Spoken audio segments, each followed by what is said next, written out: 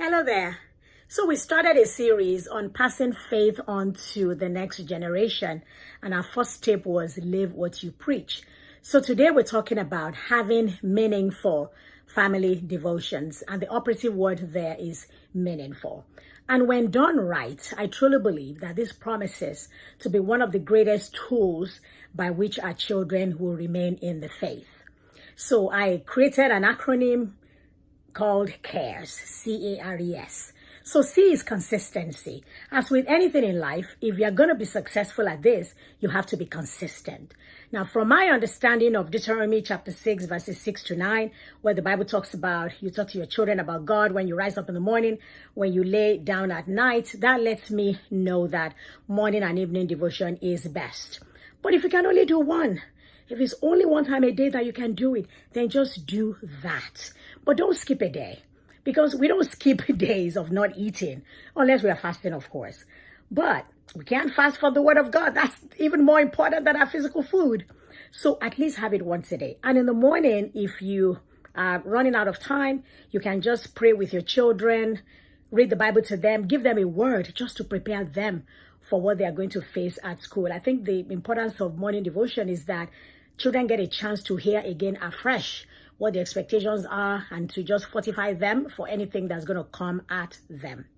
So that is a C, consistency.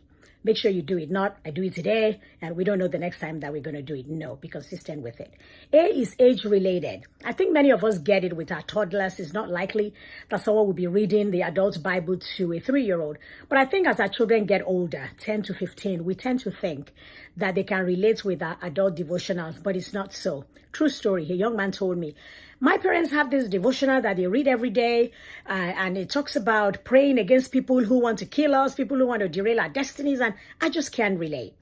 So you have to get devotionals that speak to your children's situation, their age, and that brings me to relevance.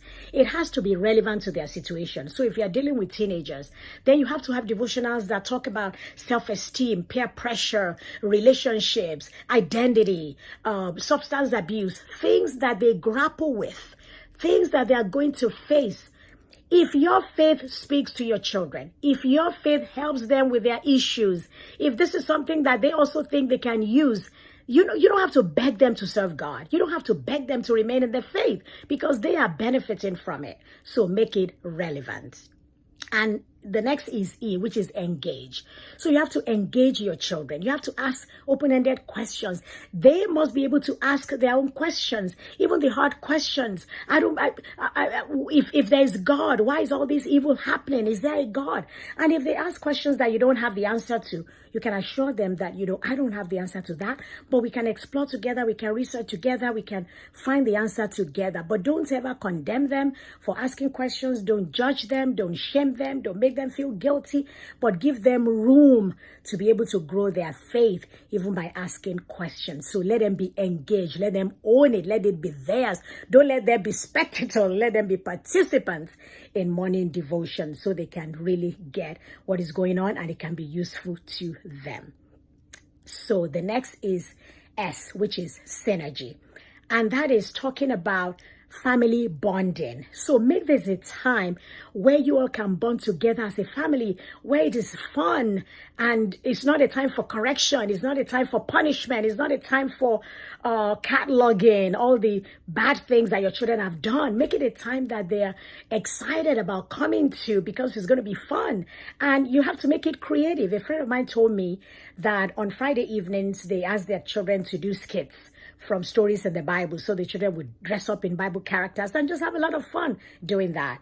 When our children were growing up, on Friday evenings, we had praise nights where everyone had a psalm, they had a song they wanted us to sing, and they had their testimonies, and everyone looked forward to that. So just make it interesting. Be creative about it. Don't have the same old way all the time. And ask your children to give you ideas. Ask them to come up with their own ideas of how they want this to run. Your faith is established. You are building their faith. So give them room to be able to do all that they want to do so that this can go well.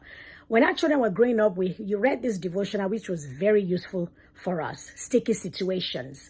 It will give a scenario, and then it will talk about what all the options are. And the children were free to pick whatever option. And then they'll talk about why they chose whatever they chose. And that gave us room to be able to speak. So I have a gift for you. So we have this set of scriptures that we read with our children when we finished morning devotion and they were ready to go to school. Now, you may think that it is long, but I can assure you, after we were reading it from our papers for about 3 weeks, after 3 weeks, we just found out that we were reciting from memory without even planning to memorize it. So I want to share it with you. You don't have to use it. You can create your own, or just use this before you create your own. But just create whatever you think is relevant to you, whatever you want your children to know, just do that. So thanks for watching and stay tuned for tip number 3. God bless. Bye-bye.